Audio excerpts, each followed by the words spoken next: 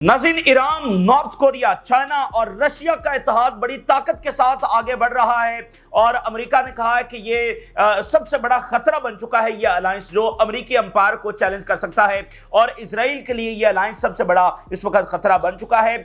और ईरान जो है वो हमसाय ममालिक के साथ राब्ते कर रहा है और उनको बता रहा है कि ट्रंप की जानिब से लेटर में क्या भेजा गया है, क्या धमकी लगाई गई है और ईरान आगे किस तरह से रिस्पॉन्ड करने जा रहा है। और इसके अंदर शाम में सूरत हाल काफी खराब है। शाम की फोर्सेस भी कहीं ना कहीं मोबिलाइज हो रही हैं क्योंकि इजराइल का जो अग्रेशन है वहां पर वो बहुत ज्यादा बढ़ रहा है। कैजुअलिटीज हो रही हैं। शाम के मासूम लोग, कोई कसूर नहीं है और कितने साल उन्होंने खाना जंगी भुगती है और अब वो अपने घरों के अंदर हैं और इजरायली फौज जा जाकर उनको वहां से डिस्प्लेस कर रही है, उनको जो है वो शहीद कर रही है। तो बड़ा पेनफुल वहां से जो मनाजर हैं वो आ रहे हैं। तो शाम के अंदर अल-शरा की गवर्नमेंट के ऊपर दबाव बहुत ज्यादा बढ़ा है और अब वहां से भी मोबिलाइजेशन जब नजर आ रही है। इसी दरमियान इजराइल ये कह रहा है कि वो रूस के साथ न्यूक्लियर टॉक्स करेगा। ईरान के न्यूक्लियर के हवाले से रशिया के साथ टॉक्स करने जा रहा है, जबकि तुर्की के अंदर भी सिचुएशन काफी खराब हो रही है। जो मेयर की गिरफ्तारी हुई है उसके ऊपर जो मुजाहरे हैं वो शिद्दत इख्तियार करते चले जा रहे हैं। तो तुर्की की गवर्नमेंट को का संभलना इस वक्त बहुत जरूरी है। अगर वहां पर ये मुजाहरे मजीद शिद्दत इख्तियार करते हैं तो उर्दगान खतरे के अंदर आ सकते हैं। इसी दरमियान जो अमेरिकन साइंटिस्ट हैं उनकी जो हिजरत है वो यूरोप की तरफ जारी है और यूरोप बहुत करीब पहुंच रहा है अपने फैसले के हवाले से जो उसने फोर्सेस यूक्रेन में डिप्लॉय करनी है, जिसकी रशिया सख्ती से मुखालफत कर रहा है। लेकिन आप देखिए कि यूरोप किस तरह अमेरिका से अलग होता चला जा रहा है। तो अब यूरोप अपने फैसले कर रहा है, बड़ा करीब पहुंच गया है यूरोप। इस बारे में भी हम बात करेंगे। आगाज हम करते हैं जो गैर मामूली इस वक्त चीज, खुद अमेरिका ने इस बात को कंफर्म किया है कि कैसे चीन, ईरान, रशिया और नॉर्थ कोरिया, इनका इत्तेहाद बहुत ताकतवर अंदाज के अंदर आगे बढ़ रहा है। यानी जाहिरी तौर पर तो ये उतना नजर नहीं आता है।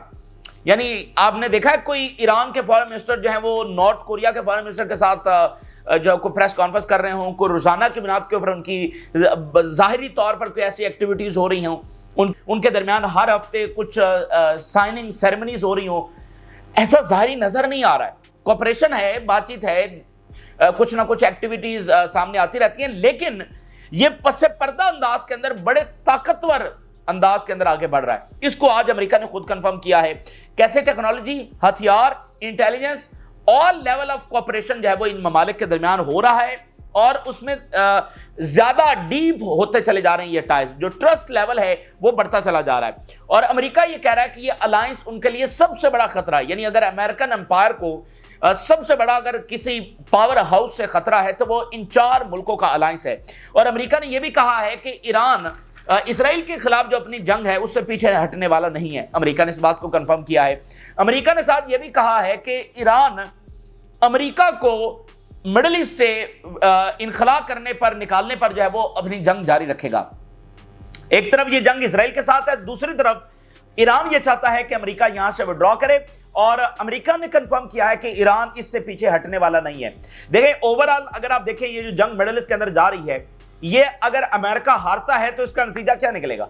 इसका नतीजा अमेरिका के विड्रॉल की सूरत में निकलेगा। तो यहां पर एक ओवरऑल लड़ाई अमेरिकी विड्रॉल के लिए भी जारी है और जिसमें रशिया, चाइना और नॉर्थ कोरिया ये ईरान को मुकम्मल सपोर्ट दे रहे हैं और वहां से ये सपोर्ट जो आ रही है ईरान तक, ये आगे इसराइल को बहुत डैमेज कर रही है। इसराइल को इस वक्त ये सबसे बड़ी तशवीश है क्योंकि इस तरह से मिडिल ईस्ट में कभी हुआ नहीं है कि कोई ताकत इसराइल के खिलाफ लड़ रही हो और उसको ग्लोबल पावर्स की पीछे से सपोर्ट हासिल हो। रशिया, चाइना खास तौर पर ऐसा कभी हुआ नहीं है। तो ये जो एक अलायंस बन चुका है ना, ये जो चेन बन चुकी है, ये इसराइल को इस वक्त बहुत ज्यादा डैमेज कर रही है। तो कुछ हेडलाइंस हम आपके सामने रखते हैं। ये बड़ी इंटरेस्टिंग बात है। अमेरिका ये कह रहा है China, Russia, Iran and North Korea are engaging in activities that pose a challenge to our security and economy। ये ऐसी एक्टिविटीज के अंदर जा चुके हैं, ये इस तरह से आगे बढ़ रहे हैं कि हमारी सिक्योरिटी यानी वो सारी आपकी पावर और इकोनॉमी दोनों को खतरा है इस अलायंस से। Relations between China, Russia and Iran and North Korea have grown closer since 2022। ये जो देखिए हम बार बार आपको कह रहे हैं कि यूक्रेन की जंग मिडिल ईस्ट से मुख्तलिफ नहीं है। अब वो क्या बात कर रहे हैं कि 2022 के बाद से ये जो अलायंस है वो आगे बहुत ज्यादा बढ़ा है, बहुत ज्यादा इसमें तेजी आई है। ये जो यूक्रेन की जंग है ना, ये बड़ी आप कह लें कि एक तरह से गेम चेंजर साबित हुई है। ये मैं लफ्ज बिल्कुल सही इस्तेमाल कर रहा हूं, यूक्रेन की जंग गेम चेंजर इस्तेमाल हुई है मिडिल ईस्ट के हवाले से। क्योंकि देखिए, रशिया पहले उस तरह से हेल्प नहीं करता था किसी ऐसे मुल्क की जो इजराइल के साथ लड़ रहा हो। इस लेवल की सपोर्ट आज तक रशिया ने कभी नहीं की, चाइना ने भी नहीं की। लेकिन यहां पर हुआ क्या कि जब यूक्रेन की जंग छिड़ी तो ये रशिया के लिए एक ऐसी वॉर है जो रशिया के सर्वाइवल की वॉर है। इसका एक बैकग्राउंड है, 30 साल तक रशिया उनके साथ मुआहदे करता रहा है और रशिया की एक नहीं सुनी गई। और अब ये जो जंग शुरू की गई थी, ये रशिया को 2 टुकड़ों में या इससे भी ज्यादा टुकड़ों में तकसीम करने की ये जंग थी। तो ये रशिया के लिए सर्वाइवल का मसला था। तो रशिया के लिए रशिया इंपॉर्टेंट है, इजराइल इंपॉर्टेंट नहीं है। कोई भी मुल्क उनके लिए इंपॉर्टेंट, हर मुल्क के लिए अपना मुल्क जो है इंपॉर्टेंट होता है। तो कभी रशिया के ऊपर इस तरह की सूरत हाल आई नहीं थी। यहां पर उसकी हेल्प की ईरान ने, और ईरान ने क्या बात की?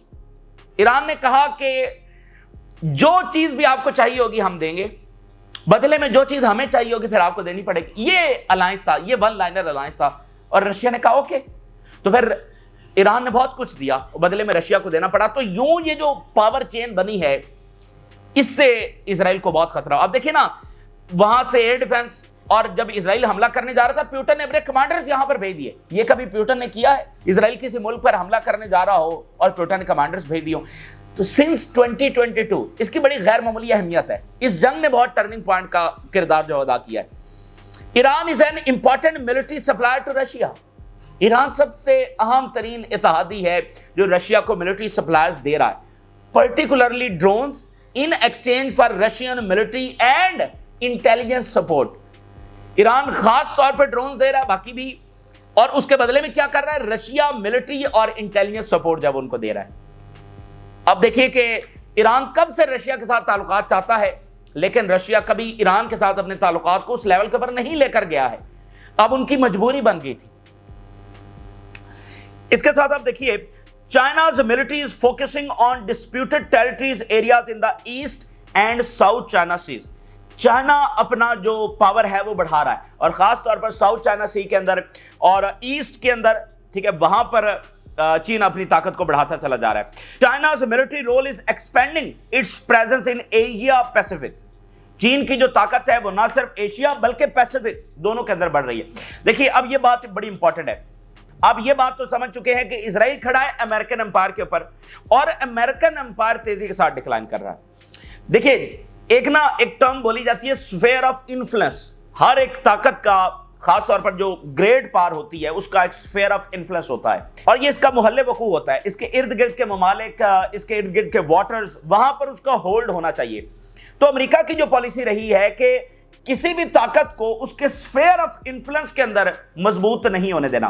उसने हर ताकत के लिए, जो एक बड़ी ताकत बन सकती है, उनके लिए कुछ ऐसा इशू रखा हुआ है कि वो कभी अपने रीजन से उठ ही ना सके। भाई, रीजन से उठेगी तो ग्लोबल पावर बनेगी ना। तो उसके रीजन में ऐसे मसले हमेशा से रखे गए। चाइना के लिए ताइवान रखा गया, टर्की जैसी ताकतों के लिए जो एक बड़ी ताकत बन सकती हैं, उनके लिए बहुत सारे बॉर्डर इश्यूज रखे गए। इसके अलावा बाकी 2-4 ऐसे ममालिक हैं जो ग्रेटर ग्लोबल पावर बन सकते हैं, लेकिन उनके लिए उसी तरह के रीजनल इश्यूज। तो ये स्फेयर ऑफ इन्फ्लुएंस में कभी भी किसी को कंफर्टेबल पोजीशन में नहीं होने दिया जाता। लेकिन यहां पर जब अमेरिका जंगों के अंदर मसरूफ है और इजराइल की जंगों के अंदर ड्रैग हो रहा है, तो उस दरमियान चाइना अपना जो स्फेयर ऑफ इन्फ्लुएंस है, जो एक सुपर पावर बनने के लिए जरूरी है, वहां पर अपनी ताकत बढ़ा रहा है। यानी कि साउथ चाइना सी उसका स्फेयर ऑफ इन्फ्लुएंस है। अब आप देखिए, थाईलैंड और चाइना की जंगी मशकें शुरू हो गई हैं। जब अमेरिका का फोकस नेतन्याहू की जंगों के ऊपर है, तो चाइना की थाईलैंड के साथ जंगी मशकें शुरू हो गई हैं। ये बहुत बड़ा एक फिनोमेना है, और थाईलैंड बहुत इंपॉर्टेंट मुल्क है, स्ट्रेटेजिकली बहुत इंपॉर्टेंट मुल्क है। तो इन तमाम ममालिक में कौन अपनी ताकत बढ़ा रहा है? किसका इंफ्लुएंस बढ़ रहा है?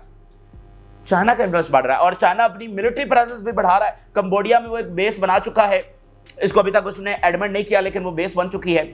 अब वो कह रहे हैं कि ना सिर्फ पैसिफिक बल्कि एशिया के अंदर चाइना अपना जो मिलिट्री रोल है उसको बढ़ाता चला जा रहा है। तो ये उनके लिए सबसे बड़ा थ्रेट है। अमेरिका खुद कह रहा है कि ये हमारे लिए सबसे बड़ा थ्रेट है। फिर अगली बात देखिए, it is likely that Iran will continue to pressure for America's military withdrawal from the reason.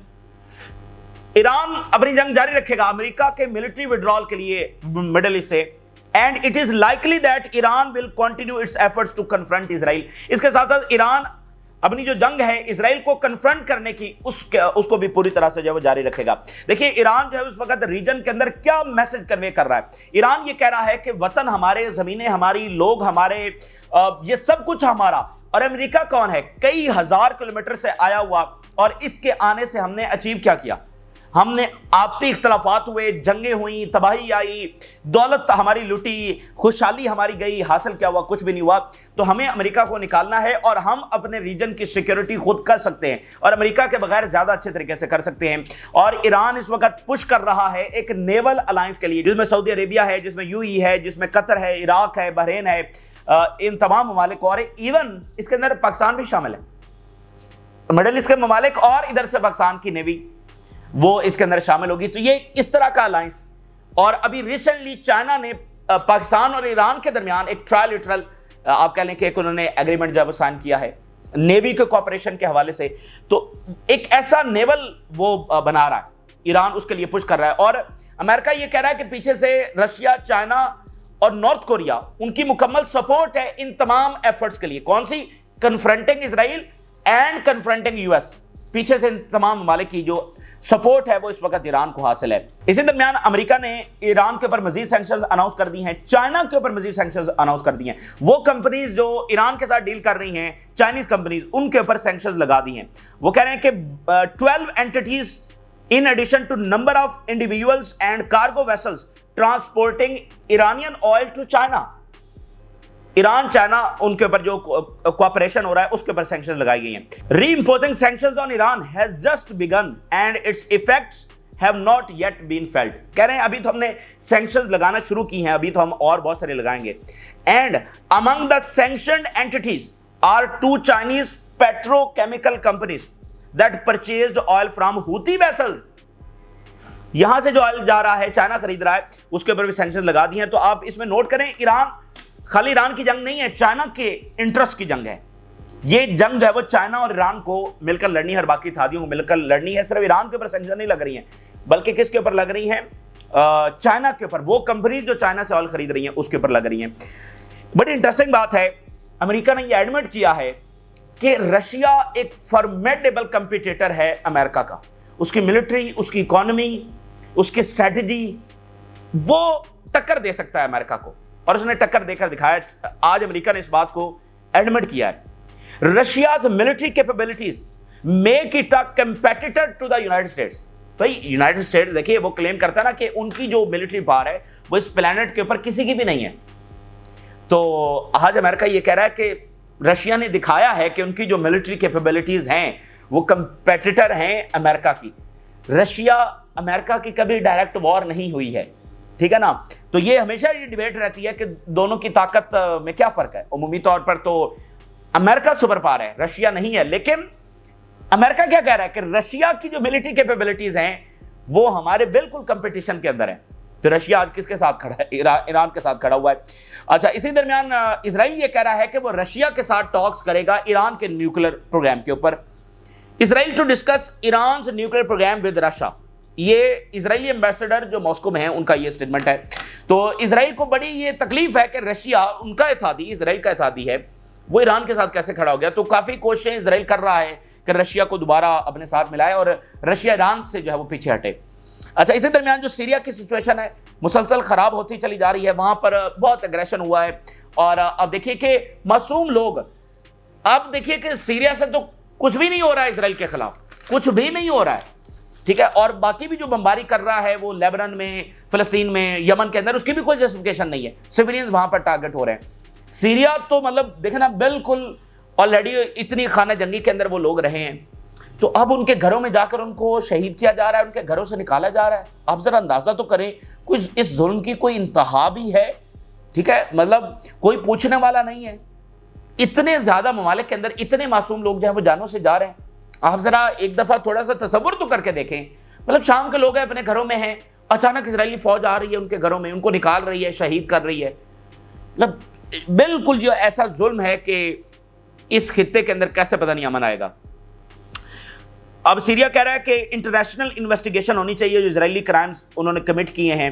और बहुत ज़्यादा इस वक्त प्रेशर अल शरा के ऊपर आ रहा है कि वो बाकायदा एक्शन ले, ठीक है। बहुत हो गया। आप देखें घर छीने जा रहे हैं, जमीनें छीनी जा रही हैं, तो मोबिलाइजेशन वहां पर होनी पड़ेगी और इजराइल को मुकम्मल तौर पर कन्फ्रंट करना होगा। बहुत ज्यादा प्रेशर वहां पर आ रहा है। गजा की सूरत हाल आप देखिए, आपकी रूह काम जाएगी। जो रिपोर्ट मैं आपके सामने रखने जा रहा हूं, पिछले वीक के अंदर रिपोर्ट ये सामने आई है, इन पिछले 6-7 दिनों के अंदर 270 फलस्तीनी बच्चे शहीद हो गए हैं गजा के अंदर। सिर्फ गजा के अंदर 270 फलस्तीनी बच्चे शहीद हो चुके हैं। आप जरा देखिए, 270 बच्चों की अगर बॉडीज हों तो क्या ये क़यामत नहीं है?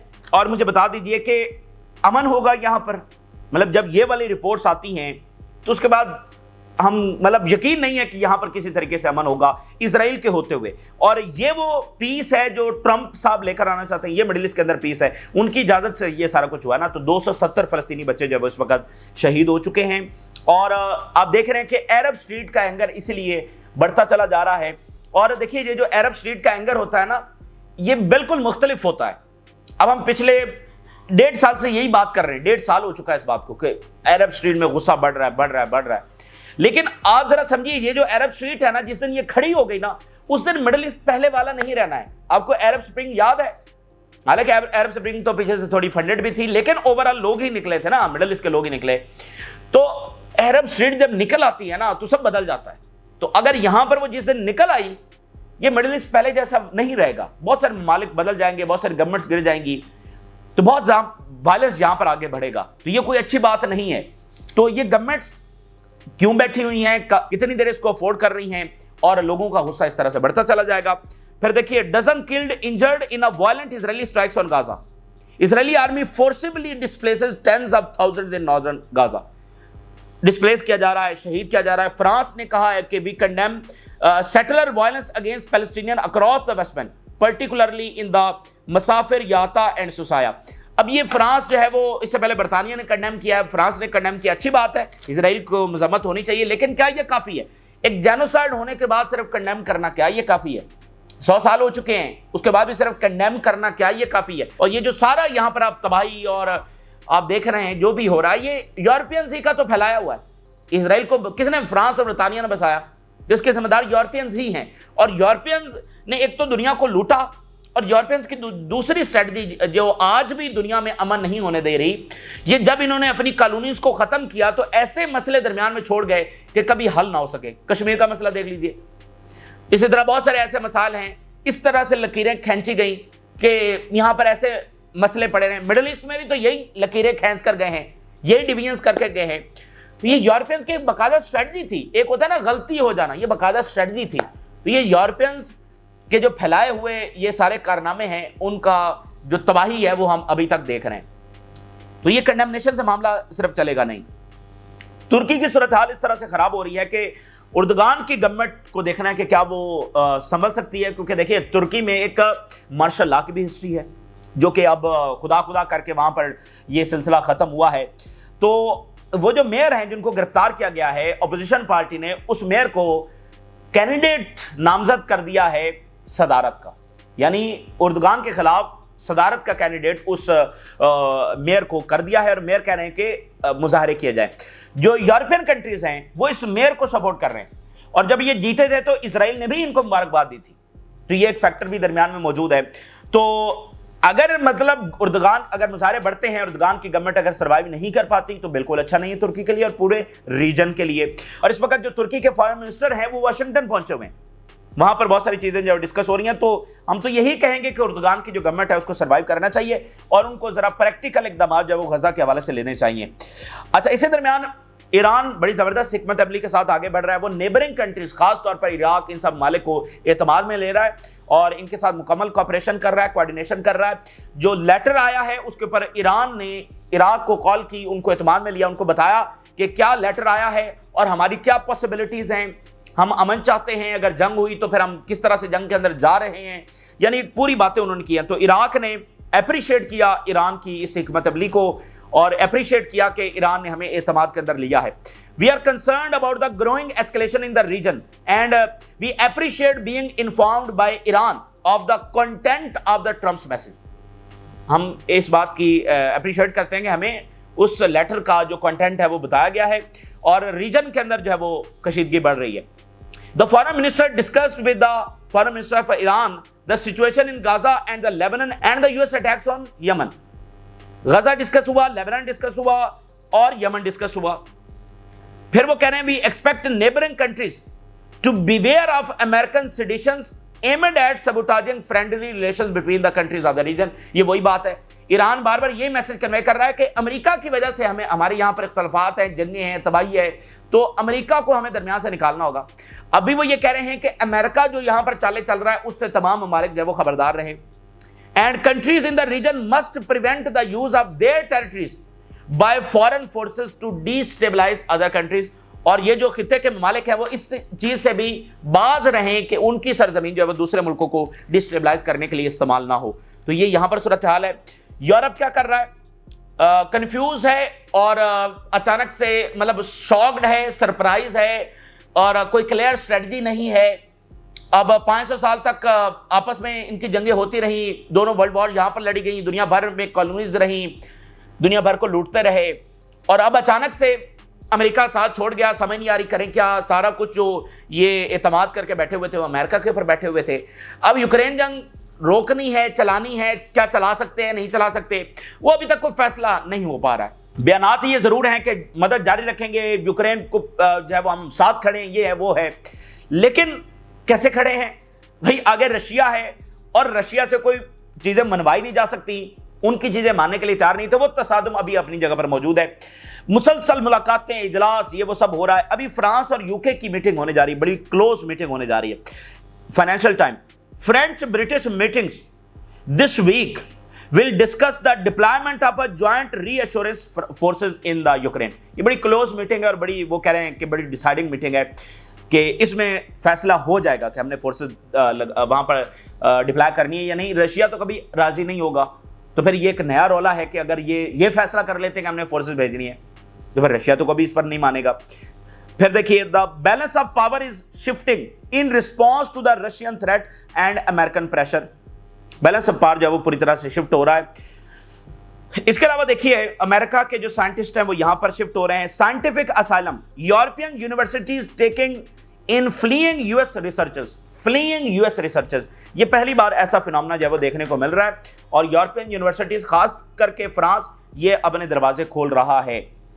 तो ये इस वक्त की एक ताज़ा सूरत हाल है जो हमने आपके सामने रखी है। आपने राय जरूर आगाह करें, जिन लोगों ने चैनल को सब्सक्राइब नहीं किया, रिक्वेस्ट करेंगे कि चैनल को जरूर सब्सक्राइब कर लें ताकि हर आने वाली वीडियो आप तक पहुंच सके। इजाज़त।